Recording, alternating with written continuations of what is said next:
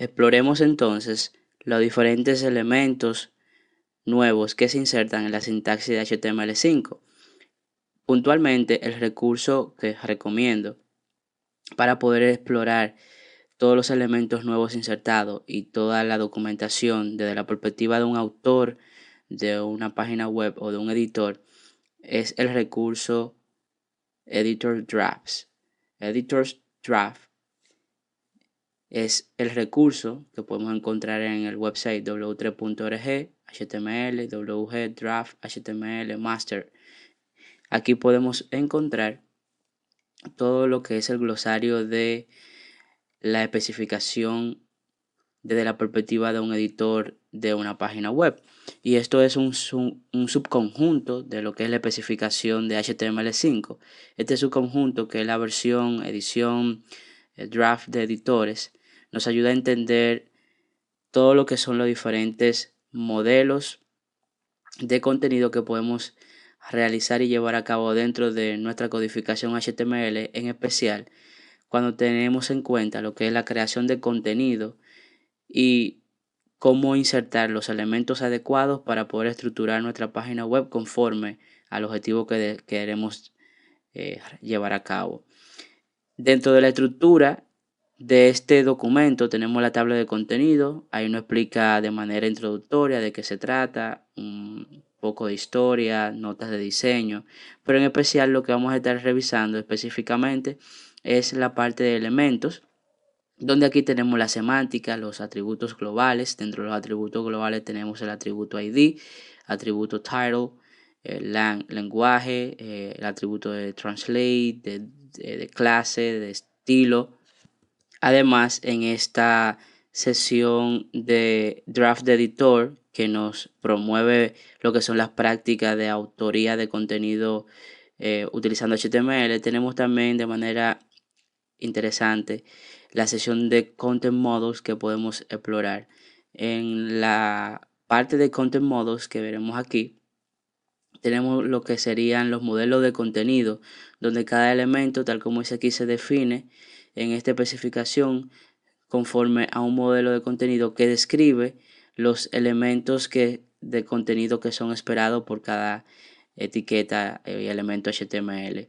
En esencia, lo que tenemos aquí son los diferentes elementos en HTML y sus diferentes categorías. Dentro de esta categoría, como bien vemos aquí, tenemos la categoría de Flow Content, y si nos posicionamos aquí vemos cuáles son los diferentes elementos que pueden utilizarse dentro de la categoría o que son parte de la categoría Flow Content, como es el, el elemento A, Block Code, Button, Canvas, Div, los diferentes header, H1, H2, H3, H4, header, menú, iframe, image, pero también tenemos los elementos de heading per se, para contenido de header, como H1, H2, H3, lo de secciones como article, aside, nav, section, así como la categoría de contenido interactivo, como es el caso de audio, object, text, area, video, iframe. También tenemos lo que son elementos de contenido metadata, como es el caso de title, style, script, no script, meta, link, base, así como contenido de phrasing. Y aquí tenemos los diferentes elementos que entran dentro de esa categoría.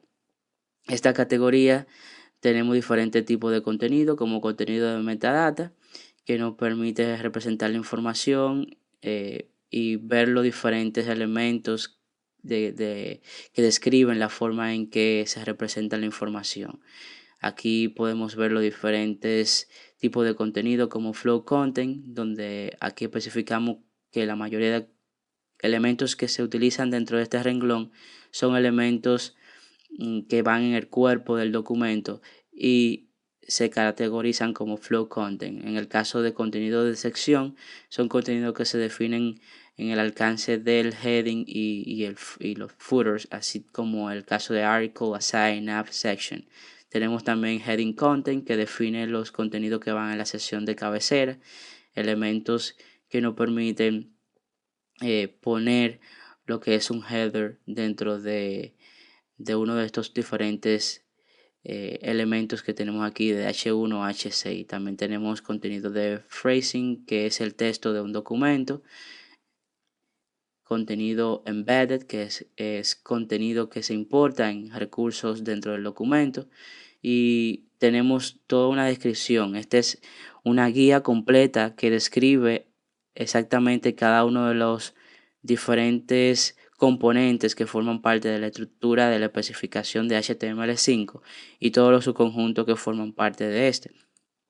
Pero también tenemos aquí lo que son los elementos de HTML. Dentro de esto podemos iniciar con lo que es el elemento head, y el elemento head se trata de, como vemos aquí, el elemento que nos permite definir la cabecera, todo lo que va dentro de lo que es la parte inicial de nuestro documento HTML. Vemos que head no tiene ninguna categoría. El contexto en el cual este elemento puede ser utilizado es como el primer elemento dentro de un elemento HTML. El modelo de contenido puede ser un iframe document, así como uno o más elementos de contenido metadata.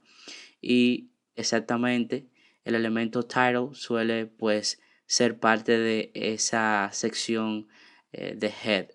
Al igual que podemos ver aquí todo lo que es el desglose de los atributos globales que podemos utilizar para específicamente el elemento de head. Aquí tenemos la sección donde nos explica de qué se trata el elemento head. En este caso representa, tal como nos explica acá, una colección de metadata para un documento. Dentro de head aquí tenemos diferentes ejemplos. Por ejemplo, aquí podemos ver la colección de metadata en el elemento head puede ser extensa o pequeña. Aquí tenemos un ejemplo corto donde simplemente tenemos dentro de head el título, ¿verdad? Aquí tenemos el document with a show head, ese es el título. Igualmente tenemos lo que es el contenido ya más extenso, un ejemplo donde podemos poner ya metadata en sí, el chart set, la base, base, el título, una etiqueta, un elemento link referenciando una hoja de estilo o hoja de estilo alterna, así como código JavaScript vinculado a nuestro documento, y también otros elementos de metadata para poder poner otras especificaciones de contenido que van a ser servidos por esta página web. Este elemento head es interesante verlo en sus diferentes vertientes. Así tenemos igualmente el elemento title y cada una de las especificaciones, pero vamos a ver específicamente lo que es los elementos de sección, como es el caso del elemento header.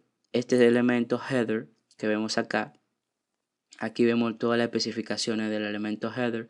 En este caso vemos que la categoría del elemento es flow content. Como vimos anteriormente, el flow content es los elementos que es una categoría de elementos que representa diferentes elementos que subyacen dentro de esta categoría.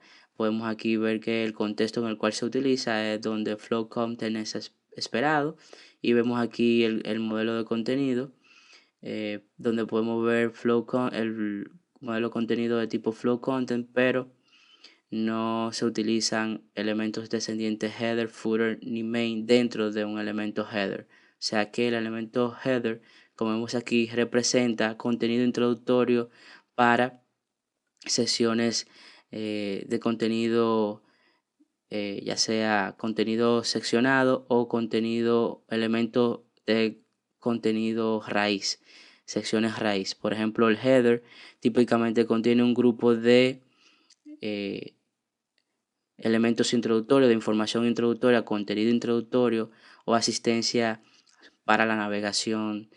Por ejemplo, tenemos aquí una nota importante, siempre es bueno ver las notas.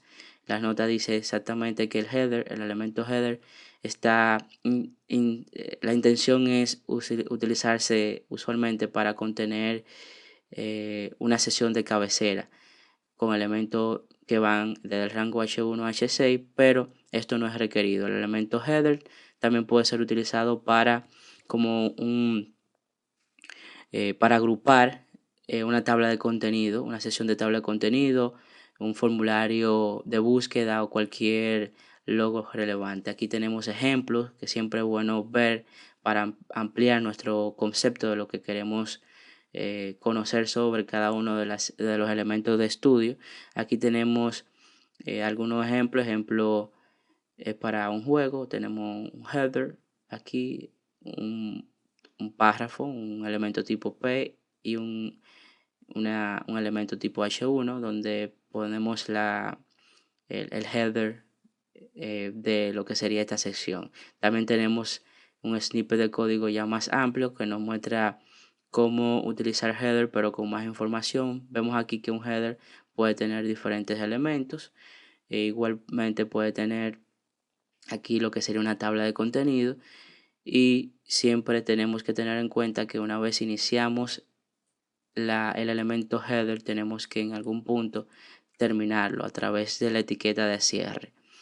Aquí podemos ver más ejemplos de lo que sería el elemento header, y con esto pues evidentemente podemos introducir la mejora que podemos identificar dentro del ejemplo. En este código que vimos previamente, fácilmente podemos identificar que el uso de header queda bien representado dentro de lo que es este div que ya previamente pusimos como un ID header.